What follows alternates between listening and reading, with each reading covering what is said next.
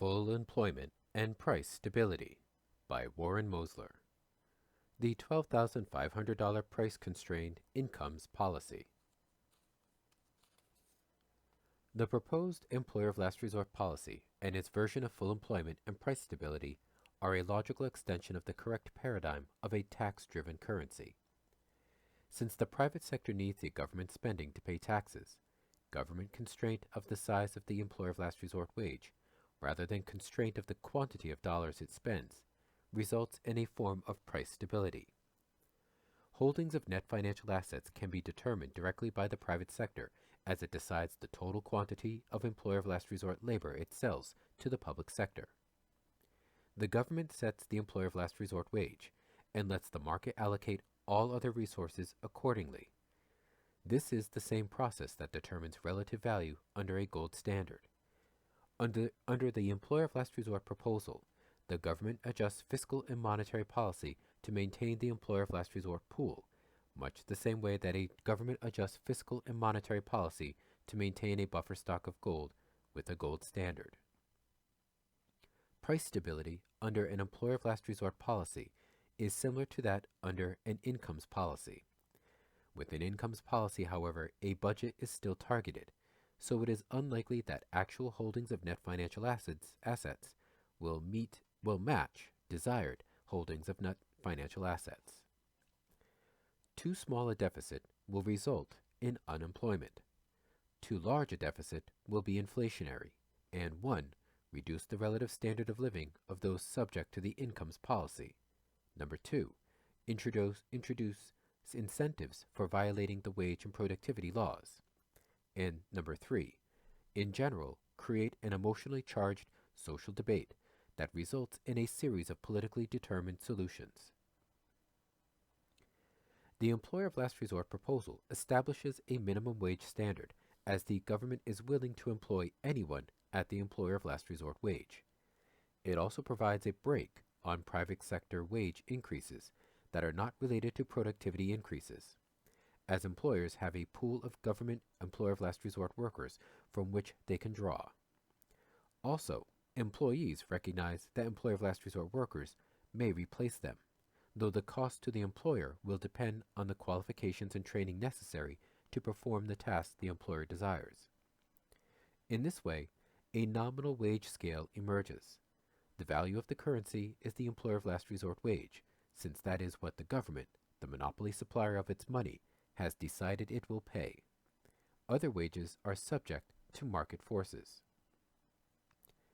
The initial employer of last resort wage can be set at any level as market forces will align all other wages and prices. To minimize disruption, an initial employer of last resort wage should be one that is not so high as to draw workers away from the private sector, and not so low as to require a general deflation to bring actual holdings of net financial assets in line with desired holdings of net financial assets. For example, if the employer of last resort wage were set high enough to attract workers from the private sector, a one-time adjustment would take place. Net government spending would rise as the employer of last resort workers were added to the government payroll.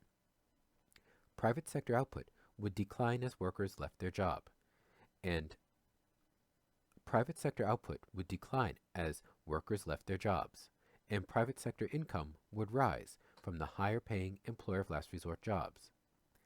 Businesses would then have to pay more, both to replace lost workers and to retain their other workers. Prices would rise as both costs and incomes were being pushed up. The converse holds if the employer of last resort wage is set too low. This would be evidenced by a slowdown in sales, as private sector income was insufficient to realize a desired holdings of net financial assets and purchase the output of business. Increasing inventories would lead to layoffs and downward pressure on the price of labor. Eventually, more workers would find their way to employer of last resort jobs and government spending would rise. At some point, prices would stabilize in line with the employer of last resort wage. $12,500 per year was selected as the employer of last resort wage for this proposal. This is a bit higher than the current minimum wage, and might result in a small one-time upward adjustment in the price level. My bias was to err slightly on the high side, rather than risk an initial deflation. Under the employer of last resort program, changes in desired holdings of net financial assets result in and are evidenced by equal changes in actual holdings of net financial assets. For example, if the private sector desire for holdings of net financial assets increases, involuntary unemployment would occur in the absence of an employer of last resort policy, will instead result in additional labor being sold to the government for $12,500 per year. This increases government spending and the deficit, allowing actual holdings of net financial assets to increase to the level desired by the private sector. In other words, if the deficit increases by $50 billion, that number by definition matches the private sector's desire to net save financial assets. The currency, meanwhile, remains defined by the labor that can be purchased for $12,500. Furthermore, not providing the desired holdings of net financial assets and letting unemployment remain at current levels would define a deflationary and contractionary bias. Conversely, if desired holdings of net financial assets decreases, perhaps due to increased non-employer of last resort government spending or behavioral changes in the private sector, an opposite bias is introduced. The government will begin to lose its $12,500 workers to higher paying jobs in the private sector. This reduces government spending. It could also increase tax liabilities, further reducing net spending. Holdings of net financial assets is thereby reduced until it matches the holdings of net financial assets desired by the private sector. If fiscal policy is such that all of the $12,500 government workers are hired by the private sector, then the market price for employer of last resort labor has risen beyond $12,500, and the currency has been redefined downward accordingly. It is the equivalent of the government losing its buffer stock of gold under a gold standard. Additionally, unlike gold, non-homogeneous labor means that as the pool of employer of last resort workers shrinks, the remaining employer of last resort workers would be increasingly less valuable to the private sector, and the currency may begin to get redefined downward at an increasing rate. Indeed, if the remaining employer of last resort workers have no value to the private sector, continued shrinkage of the employer of last resort pool may be impossible, and government spending increases or tax cuts designed to reduce the size of the employer of last resort pool might result only in a devaluation of the currency. To regain control of prices, the government could act to offset the reduced desired private sector holdings of net financial assets directly and restore the employer of last resort pool to a desired level by cutting spending or raising taxes. It could also attempt to indirectly raise desired holdings of net financial assets by changing interest rates, introducing tax advantage savings plans, etc.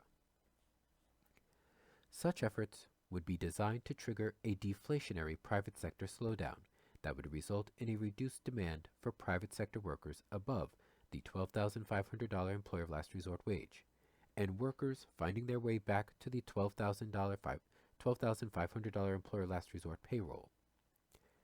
If this were deemed too disruptive, the same financial constraint could be matched with an increase of the employer of last resort wage, say to $15,000 per year. This would redefine the currency downward to that level, presumably the perceived market level that wages had gone to at that time. Prices would stabilize around the new benchmark as desired holdings of net financial assets and actual holdings of net financial assets correspond to a desired buffer stock of $15,000, employer of last resort workers. The question of the appropriate size of this pool of workers would be somewhat analogous to the current debate over the current natural rate of unemployment. The employer of last resort can be considered a labor standard policy that continuously defines the value of a dollar by the quality of the employer of last resort labor that can be hired at a given price. Since labor is not homogeneous, The value of the dollar will, by definition, fluctuate with the quality of the labor that $12,500 purchases. This carries an implied cyclical tendency towards increasing money value during periods of private sector increases in desired holdings of net financial assets, and vice versa. For example, layoffs in the private sector would result in additional $12,500 government workers of higher quality than the existing pool. This would enhance the investment environment for foreigners as well as domestics, as better workers could be hired for the same nominal wage. Also, any increase in the attractiveness of the employer of last resort pool, such as higher level of education, would both increase the purchasing power of the currency and increase the value of the currency in the foreign exchange markets. A well thought out employer of last resort plan would include a well organized program to educate, upgrade skills, and make productive use of employer of last resort workers. This type of fluctuation of the quality of the labor available for $12,500 technically constitutes price instability, as the currency is being constantly redefined at the margin by the quality of the best worker in the pool. This does not, however, necessarily represent an increase in price volatility of goods and services over the current system, which uses a pool of unemployed, that is, the concept of a natural rate of unemployment, to stabilize prices. Nor does it imply that the resulting price instability due, for example, to an increase to the general level of education is undesirable. Defining the dollar by the employer of last resort labor that can be purchased at the margin does not mean all prices will be constant forever.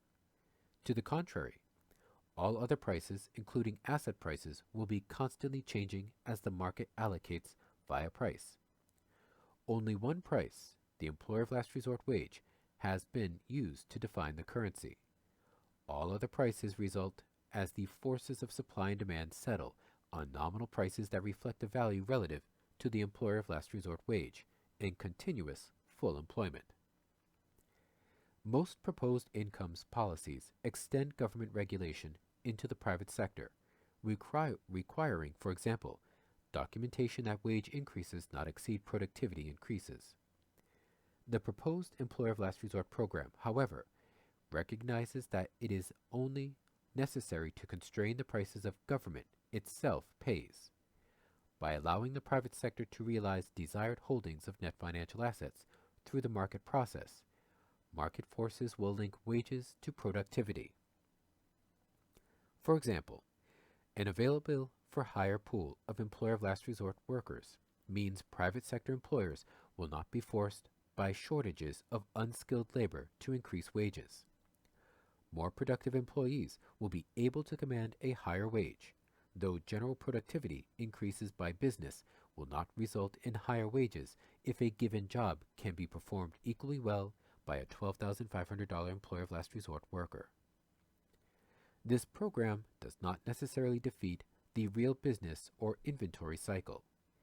It does use the proposed $12,500 public service job to absorb fluctuations of private sector employment, allowing the private sector to achieve its desired holdings of net financial assets on a continuous basis. This neutralizes any monetary system bias implied currently by a government policy that does not allow actual holdings of net financial assets to match desired holdings of net financial assets.